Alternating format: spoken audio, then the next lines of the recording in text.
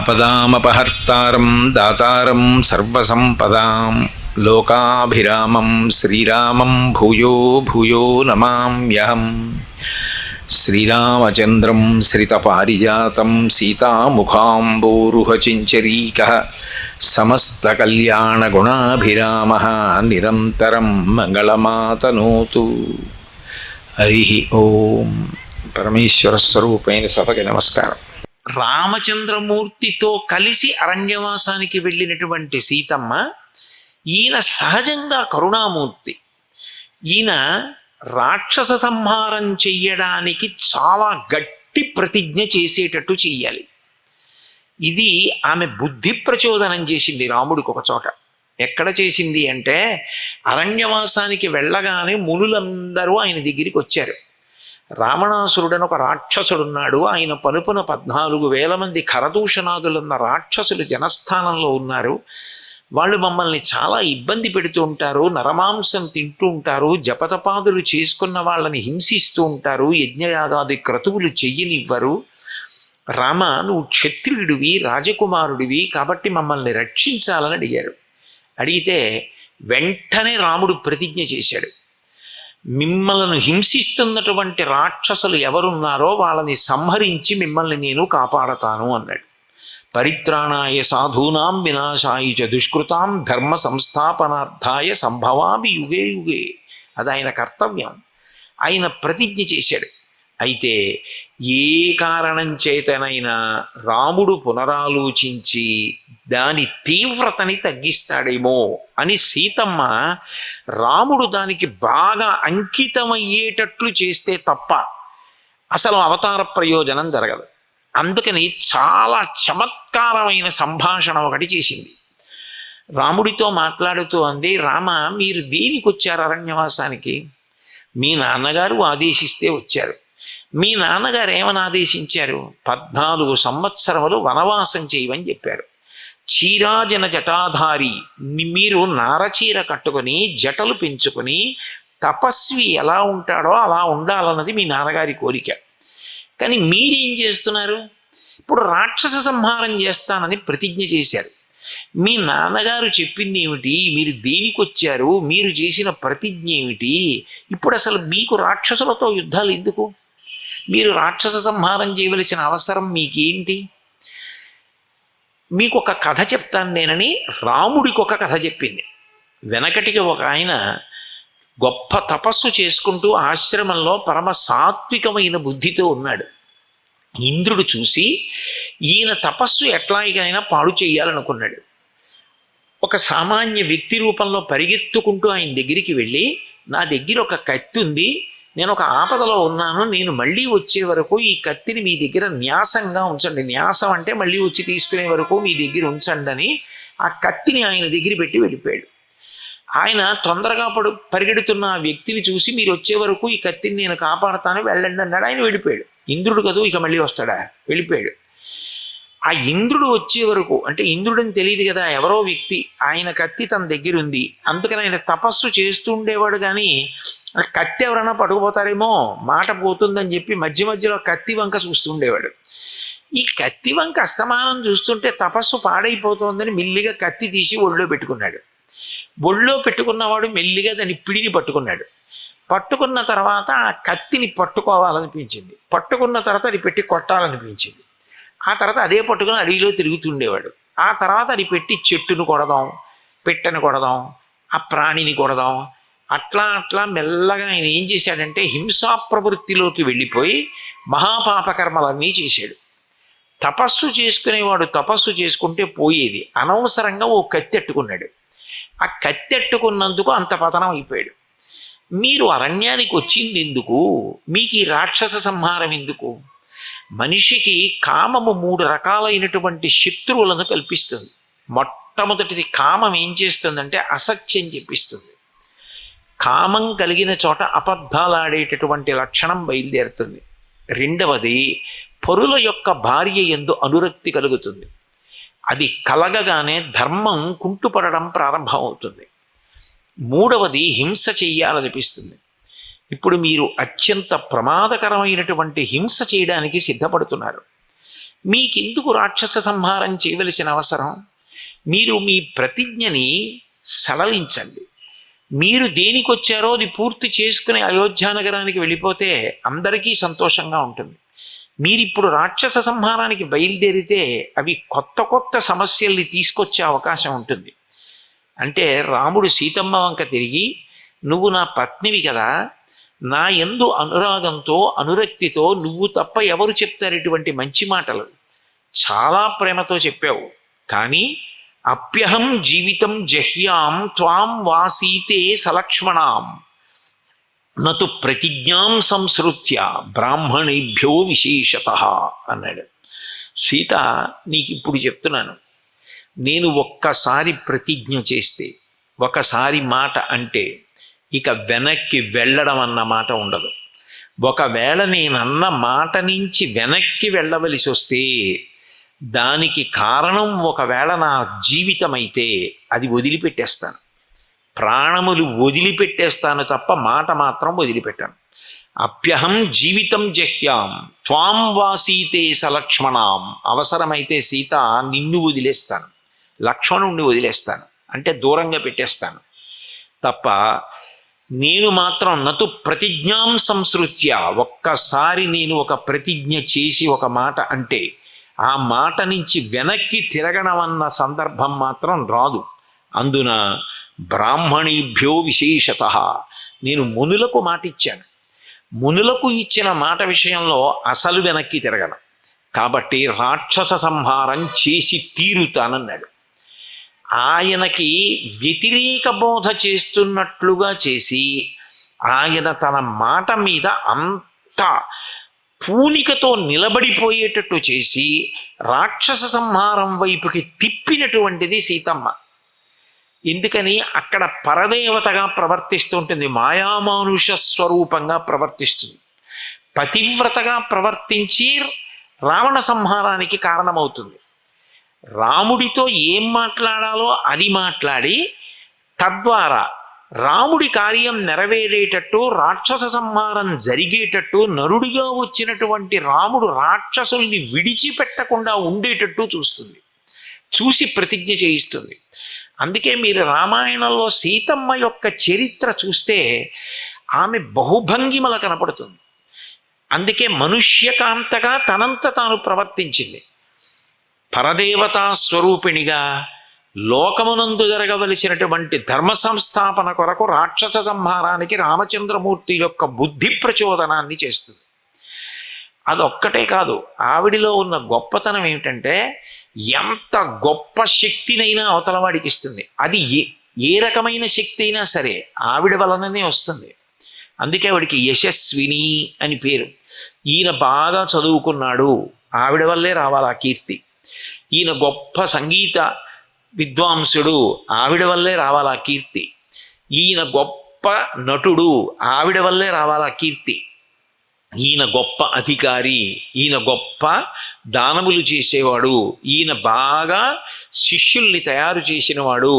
ఎవరికి ఏ కీర్తి కలిగినా ఆమె ఇచ్చిన విభూతి వలన కీర్తి కలుగుతుంది తప్ప నా అంత నేనుగా కీర్తి పొందేస్తానన్నంత మాత్రం చేత విభూతి ప్రకాశించదు. విభూతి ప్రకాశించాలి అంటే అది కేవలం ఆ పరదేవత యొక్క అనుగ్రహం చేత మాత్రమే ఒక విభూతి ప్రకాశించి ఆయన కీర్తివంతుడు కావడానికి కారణమవుతుంది. అందుకని సీతమ్మ ఏం చేస్తుంటుంది అంటే మాయామానుష స్వరూపిణి అయి ఉంటుంది. ఉండి సాధన చేసేటటువంటి వాణ్ణి పరిశీలనం చేస్తుంటుంది. పరిశీలనం చేస్తూ సత్తు యందు అసత్తు చూపిస్తుంది, అసత్తు యందు సత్తు చూపిస్తుంది. రెండు చమత్కారాలు ఆవిడ దగ్గర ఉంటాయి. అందుకే చూడండి, లలితా సహస్రనామ స్తోత్రంలో ఒక నామం ఉంటుంది, సదసద్రూపధారిణి అని. ఏది సత్తు అంటే ఆత్మ సత్తు, ఈ శరీరం అసత్తు. వాసాంసి జీర్ణాని యథా విహాయ నవాని గృహ్ణాతి నరోపరాణి తథా శరీరాణి విహాయ జీర్ణాన్ అన్యాని సంయాతి నవాని దీహి అంటాడు గీతాచార్యుడు. నేను ఇంటికి వెళ్ళిపోయిన తర్వాత చెమట పడితే ఈ లాల్చీ పంచా తీసి పక్కన పెట్టేసినట్టే జీవుడు కొంతకాలం తర్వాత తాను తొడుక్కున్న వస్త్రం లాంటి ఈ శరీరాన్ని వదిలిపెట్టేస్తాడు. వదిలిపెట్టేసి మళ్ళీ కొత్త వస్త్రాన్ని తొడుక్కున్నట్టుగా కొత్త శరీరాన్ని తీసుకుంటాడు. అది అనివార్యమైనటువంటి పరిణామం. అది అలా జరుగుతూనే ఉంటుంది. ఇది అసత్. ఎంత ఉండు ఉండు ఉండు అని దీన్ని పట్టుకుని కూర్చున్నా అది ఉండదు. దేహినోస్మిన్ యదా దేహే కౌమారం యవ్వనంజరా తదా దేహాంతర ప్రాప్తి ధీరస్తత్రణముహ్యతి. అది ఒకనాడు బాల్యంలో ఉంటుంది, ఒకనాడు దీనికి యవ్వనం వస్తుంది, ఒకనాడు వార్ధక్యం వస్తుంది. ఇది ఒకప్పుడు పరిగెత్తేది, ఆడుకునేది, ఇది పిల్లాడిగా ఉంది. ఆ తర్వాత ఇది యవ్వనంలోకి వెళ్ళింది, ఆ తర్వాత ఇది వార్ధక్యంలోకి వెళ్ళింది అని తెలుసుకుంటున్నది ఒకటి ఉంటుంది. అది మాత్రం ఏ అవస్థని పొందదు. అది శాశ్వతం. నైనం చిందంతి శస్త్రాణి నైనం దహతి పావక నైనం క్లేదయంత్యాపో నశోషయతి మారుత. అది అగ్ని చేత కాల్చబడదు, నీటి చేత తలపబడదు, గాలి చేత కొట్టబడదు. అటువంటిది ఆత్మ. ఆత్మ శాశ్వతం.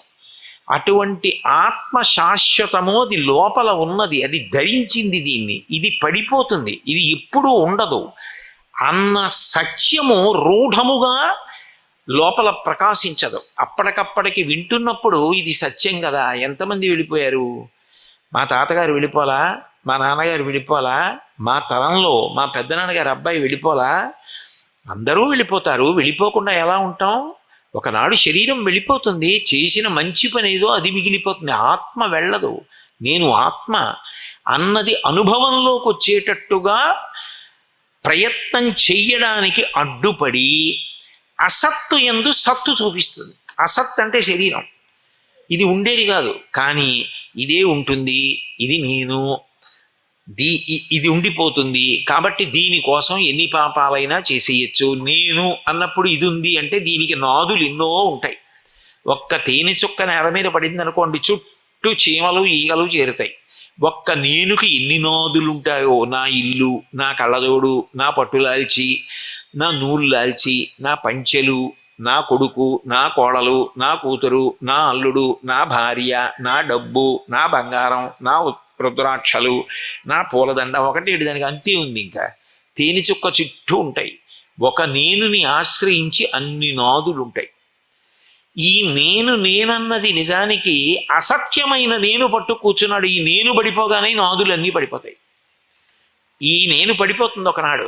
పడిపోగానే అప్పుడు నాన్నగారన్నా పలకడు, బాబాయ్ గారన్నా పలకడు, పెదనాన్నగారన్నా పలకడు, గురువు గారన్నా పలకడు, మామయ్య గారు అన్నా పలకడు, ఏమన్నా పలకడు. ఎందుకంటే ఏది లోపల చిలకేది వెళ్ళిపోయింది. ఆత్మ సత్యం అది ఉండిపోతుంది, ఇది వెళ్ళిపోతుంది, ఇది దగ్ధం అయిపోతుంది. ఓ చిత్రపటం అయిపోతాడు గోడ మీద. అదేదో భక్తి ఉన్నన్నాళ్ళు కొన్నాళ్ళు ఉంచుతారు. ఆ తర్వాత 2 తరాల్లో ఎంతో అవుతుంది, బూజు పట్టేస్తుంది. ఆ తర్వాత ఏమిటిదంతా అని చెప్పి ఎవడో తీసేస్తారు. తర్వాత ఎక్కడ గుర్తుంటుంది? పెళ్లిలో 3 తరాలు చెప్పండి అంటే పెద్దవాళ్ళని పిలిచి అడుగుతారు, మా ముత్తాతగారి పేరు మీకు తెలుసా, మా తాతగారి పేరు మీకు తెలుసా? అది చెప్పడానికి పెద్దవాళ్ళు ఉంటారు పెళ్ళిళ్ళల్లో. ఎందుకంటే ఈయనకి గుర్తుండదు కాబట్టి. అందరూ కాదు సుమండి. కాబట్టి సత్తు యందు అసత్తు చూపిస్తుంది, అసత్తు యందు సత్తు చూపిస్తుంది. వెళ్ళిపోయే శరీరం శాశ్వతం అనేటట్టు చేస్తుంది. ఎప్పుడూ ఉండేటటువంటి ఆత్మయందు అది అసలు లేదు, ఇదే సత్యం అన్న భావన కల్పిస్తుంది. అక్కడ తిప్పుతుంది మాయలో. ఆ మాయలో ఏం చేస్తుందంటే ఇది ఉండిపోవాలి, ఇది ఉండిపోవాలి. కాబట్టి ఇది నేను అనగానే అది మీరు, ఈ మధ్యలో మాయ. వాళ్ళందరూ ఏమైనా పోయినా పర్వాలేదు, ఇది బాగుంటే చాలు. అక్కడ ఏమైనా చేస్తాడు. ఇంకా అందులో ఉన్నది ఇందులో ఉన్నది ఒక్కటే అన్నాను అనుకోండి, ఉన్నదంతా ఒక్కటే. ఆ మాట అననివ్వదు, ఆ జ్ఞానము కలగనివ్వదు. మహామాయా విశ్వం భ్రమయసి పరబ్రహ్మ మహిషి. దీన్ని అద్భుతమైనటువంటి అన్వయం చేసి చూపిస్తుంది ఆవిడ. హనుమ ఎంతో పూనికతో సీతమ్మని అన్వేషిస్తున్నారు. అంత అన్వేషణ ఆయన చేస్తున్నారు. చేస్తున్న ఆయనకి ఎంతమంది స్త్రీలు కనపడ్డారో. నచాకులీన నచహీన రూపా న దక్షిణ నానుపచారయుక్త భార్యా భవత్తస్వనహీన సత్వా నచాపి కాంతస్య నకామనీయ. వాళ్ళెవళ్ళు సామాన్యులు గారు. ఉత్తమ వంశాలలో జన్మించిన వారు మహాసౌందర్యవంతులు. వాళ్ళందరూ రావణుడితో భోగించి ఒంటి మీద బట్ట లేదంటే మర్యాదగా ఉండదని వాళ్ళ ఒంటి మీద బట్ట వీళ్ళ ఒంటి మీద ఉందన్నారు మహర్షి. అయినా ఆయన మనస్సు వారి యందు లగ్నం కాలేదు. మనోహిహేతు సర్వేషాం ఇంద్రియాణం ప్రవర్తనే శుభాశుభాస్వవస్థాసు తచ్చమే సువ్యవస్థితం అన్నారు. ఆవు దూడ తప్పిపోతే ఆవుల మందలో వెతుకుతారు, కానీ ఆవుల మందలో వెతకకూడదు, ఆవు దూడ కదా అని చెప్పేసి దానికోసం వెతకడానికి వైద్యశాలకు ఎక్కడికో పెడతారా? ఆవుల మందలో వెతుకుతారు. తప్పిపోయినది స్త్రీ కాబట్టి నేను స్త్రీలలో వెతికాను, నా మనసేమీ కదలలేదే, నా యందు దోషం లేదన్నారు హనుమ. అంతటి స్థితప్రజ్ఞుడు, అంతటి మహానుభావుడు హనుమ. అంటే సామాన్యమైన వ్యక్తి కాదు. సుందరకాండలో కొన్ని శ్లోకాలు చదివితే ఆశ్చర్యం వేస్తుంది. అసలు ఏ పని మీద వెళ్ళారో ఆ పని మరిచిపోయేటట్టు చేయడానికి రావణాసురుడి అంతఃపురంలో పుష్పక విమానం అవన్నీ అక్కర్లేదు. రావణాసురుడి అంతఃపురంలో కిటికీకి కట్టిన పరదా చాలు. సవీష్మజాలం బలవాం దదర్శ వ్యాసక్త వైడూర్య సువర్ణజాలం యథామహత్రా వృషిమేఘజాలం విద్యుత్సినద్ధం సవిహంగజాలం అంటారు మహర్షి. వైఢూర్యములతో కూడుకున్నటువంటి జాలు ఉంటుంది. అది ఎలా ఉంటుంది అంటే వర్షం పడే ముందు నల్లటి మబ్బులు పడితే ఆ మబ్బుల మీద మెరుపు తీగ మెరిస్తే ఎలా ఉంటుందో ఆ జాలు కదులుతుంటే అలా ఉంటుందిట. దాన్ని చూస్తూ ఉండడానికి బలవంతుడైన హనుమ చూశారట. దానికి బలం ఎందుకండి? చూస్తే సంతోషమే కదా, దాన్ని చూడడానికి బలం ఎందుకు అంటే అది కానీ చూస్తే కన్ను తిప్పుకోలేక దాన్ని చూస్తూ ఉండిపోయి ఎందుకు వచ్చారో మరిచిపోతారు. నేను ఇందుకు రాలేదు, సీతమ్మ కోసం వచ్చాను, నాకు దీంతో ఏ పని వదిలేయాలంటే అంత ధైర్యం ఉండాలి, అంత పట్టుదల ఉండాలి, ధృతి ఉండాలి. అంతటి మహానుభావుడు హనుమ. అలా వెతుకుతున్న ఆయనకి రావణాసురుడు పడుకున్నకి దగ్గరలోనే ఒక గొప్ప తల్పం కనపడింది. ఆ తల్పం మీద మహాతేజోవంతురాలైనటువంటి స్త్రీ భూషణములను ధరించి పడుకునుంది. ఆమె గొప్ప లావణ్యవతి, మహాపతివ్రత, గొప్ప కాంతితో ఉంది. తాసామేకాంత విన్యస్తే శయనాం శయనే శుభే దదర్శ రూప సంపన్నామపరా సకపిస్ప్రియం అంటారు మహర్షి. ఆ తల్పం మీద పడుకున్న ఆ స్త్రీని చూశారు ఆయన. చూడగానే అనుకున్నారు, అబ్బా ఈమె మిగిలిన స్త్రీలు అలా పడుకోలేదు, ఈమె రావణాసురుడికి దూరంగా పడుకుంది, హంసతూలికా తల్పం మీద పడుకుంది, ఇంత గొప్ప పట్టుబట్ట కట్టుకుంది, ఇన్ని ఆభరణాలు వేసుకుంది, ఇంత కాంతితో ఉంది, నిద్రపోతోంది, ఈమె ఈ సీతమ్మ అనుకున్నారు. అనుకున్న ఉత్తర క్షణం అస్ఫోటయామాస చుచుంబపుచ్చం ననంద చిక్రీడ జగౌజగామ స్తంభానరోహాత్ నిపపాత భూమౌ నిదర్శయన్ స్వాం ప్రకృతిం కపీనాం అన్నారు మహర్షి. సౌందర్యం అంటే, కవితా సౌందర్యం అంటే అట్లా ఉంటుంది. అస్ఫోటయామాస చుచుంబపుచ్చం, నాకు సీతా దర్శనం అయిపోయింది అన్నారు. నేను సీతమ్మను చూసేశానని భుజాలు సరిచేసుకున్నారు. చుచుంబపుచ్చం, తోక వెనక భాగం తీసుకుని ఆ చివర కూర్చుంటుంది కదా దాన్ని ముద్దు పెట్టుకున్నారు. కోతి చేష్టలు. చుచుంబపుచ్చం. కవితా సౌందర్యం ఏంటంటే ఆయన తోక చివర కూర్చుని ముద్దు పెట్టుకున్నారన్నప్పుడు, ముద్దు పెట్టుకునేటప్పుడు పెదవులు ఎలా ముందుకెళ్లాలో అటువంటి మాటే వేయడం. చుచుంబ అన్నప్పుడు అలాగే వెళ్ళాలి, పెదవులు వెడితే తప్ప మాట పలకదు. కాబట్టి అస్ఫోటయామాస చుచుంబపుచ్చం ననంద చిక్రీడ జగౌజగామ స్తంభానరోహాత్ నిపపాత భూమౌ. స్తంభాలు ఎక్కేశారు, కిందకి దిగేశారు, తోక పట్టుకున్నారు, నాట్యం చేసేశారు, పాటలు పాడేశారు, ఆటలు ఆడేశారు, భుజాలు చరిచేసుకున్నారు. మహర్షి అన్నారు, నిదర్శయన్ స్వాం ప్రకృతిం కపీనాం, కోతి బుద్ధి బయట పెట్టుకున్నాడన్నారు. ఎందుకని? ఇంత గొప్ప అన్వేషణ చేస్తున్న ఆయన ఆవిడ్ని చూసి ఈవిడ సీతమ్మ అనుకుని అంత ఆనందపడిపోయారంతే.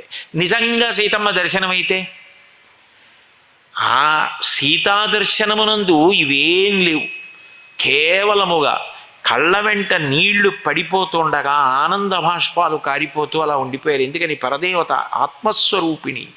ఆ సమయంలో ఇంకా ఇటువంటి కదలికలు అవి ఏమి ఉండవు. ఆ అద్వైతానుభూతి యందు ఆనందంతో కన్నుల ఆనంద బాష్పాలు కారుతుండగా సుముహూర్తమివధ్యాత్వా బాష్పపర్యాకులీక్షణ సీతామాశ్రిత్య తేజస్వి విలలాపహ, ఏడుస్తున్నాడా అన్నట్టుగా ఉన్నారు ఆనంద బాష్పాలు కారిపోతూ. మండోదరిని చూసినప్పుడు, సీతమ్మ అనుకున్నప్పుడు ఇదిగో ఇటువంటివన్నీ ఉంటాయి. అంటే నిజానికి ఏది సీతమ్మ కాదో ఆవిడ సీతమ్మలా కనపడేటట్టు చేయగలదు. నిజమైన సీతమ్మ దర్శనం ఆవిడ అనుగ్రహంతో జరగాలి, కానీ మన ప్రయత్నం వల్ల జరగదు. ఎందుకని? ఆత్మ అనుభవంలోకి రావాలి అంటే ఇదిగో ఈ కారణం చేత అనుభవంలోకి వస్తుందని ఎక్కడా ఏ సిద్ధాంతం లేదు. మీరు భక్తితో కర్మాచరణ చేసుకుంటూ వెళ్ళిపోగా, భక్తితో కర్మాచరణం అన్న మాటకు అర్థం ఏమిటి? తస్మాత్ శాస్త్రం ప్రమాణంతే కార్యాకార్య వ్యవస్థితౌ. మీరు పని చెయ్యాలంటే శాస్త్రమును ప్రమాణం చేసుకుంటూ వెళ్ళిపోతే ఏ పని చేస్తున్నా ఇది ఈశ్వరుడు సంతోషిస్తాడా అన్న భావనతో చేసుకుంటూ వెళ్ళగా వెళ్ళగా వెళ్ళగా వెళ్ళగా ఈశ్వరుడు చాలా సంతోషించి చిత్తశుద్ధినిచ్చి ఆయన జ్ఞానమునిస్తాడు. జ్ఞానాద్దేవత కైవల్యం. ఆ జ్ఞానము వలన కైవల్యం కలుగుతుంది, మోక్షం వస్తుంది. అంటే నిజానికి ఎవరు అనుగ్రహించాలి? ఆయనని దర్శించడానికి ఆయనే కారణం తప్ప ఆయన దర్శనానికి వేరు కారణాలు ఉండవు. మీకు బాగా అర్థం అవ్వాలి అంటే నేను మీకు ఒక ఉపమానం చెప్తే అర్థమవుతుంది. ఇది నేను ఏదో అతిశయం కోసం చెప్పట్లేదు, మీకు తేలికగా అర్థం అవడం కోసం చెప్తున్నాను. మీరు నన్ను చూడాలి అని అనుకున్నారు, మొత్తానికి ఎవరినో కనుక్కున్నారు, ఈయన ఎక్కడున్నాడు చిత్తూరు పట్టణంలో అని. మీకు ఎవరో చెప్పారు ఈయన అక్కడున్నాడు అని. మీరు అక్కడికి వచ్చారు, అక్కడికి వచ్చి ఆయన ఉన్నాడా అని అడిగారు. ఉన్నాడు అన్నారు. ఇప్పుడు మీరు నేను ఉన్నటువంటి చోటుకు వచ్చి బయట నిలబడ్డారు, అక్కడ ఎవరో ఉన్నారు, ఏం కావాలన్నారు. ఆయన్ని చూడడానికి వచ్చాము అన్నారు. ఇప్పుడు ఆయన చూడరండి, ఆయన భోజనం చేస్తున్నారు, భోజనం చేసిన తర్వాత ఆయనకి వేరు వ్యాపకాలు ఉన్నాయి, అందుకని ఎవరిని చూడండి ఇంక ఈ పూట. నేను అవి పూర్తి చేసుకుని ప్రవచనానికి వస్తాను, ఎవరిని చూడను, తలుపు కొట్టద్దని చెప్పారు, కాబట్టి చూడరండి అని చెప్పారు. ఇప్పుడు మీకు నేను ఉన్నటువంటి ఇల్లు తెలిసినంత మాత్రం చేత, నేను ఉన్న చోటికి మీరు వచ్చినంత మాత్రం చేత నన్ను చూడడం మీకు సాధ్యమా? సాధ్యం కాదు. నేను మీ కంఠం విని ఎవరో పాపం అంత ఆర్తిగా అడుగుతున్నారు అని తలుపు తీసి పోన్లేండి ఆయన ఒక్కరిని చూస్తాను, ఎవరు ఎందుకు వచ్చారు మీరు అని మీతో మాట్లాడాను అనుకోండి. అప్పుడు ఎవరిని పంపకండని చెప్పిన నేనే తలుపు తీసి వారితో మాట్లాడి మళ్ళీ తలుపేశాను. అంటే నన్ను చూడడం మీ చేతులలో ఉన్నది కాదు, నిజానికి నన్ను చూడడం నా అనుమతితో సాధ్యం అవుతుంది. పరమ సామాన్యమైన వ్యక్తిని నా విషయంలోనే అది నిజమైతే మరి భగవంతుడి విషయంలో మనం ప్రయత్నం చేస్తే భగవద్ దర్శనం అయిపోతుందా? ఆత్మ అనుభవంలోకి వస్తుందా? మన ప్రయత్నం చేత కాదు, ఈశ్వరుడి అనుగ్రహం చేత కలగాలి, అప్పుడే ఈశ్వర దర్శనం అవుతుంది.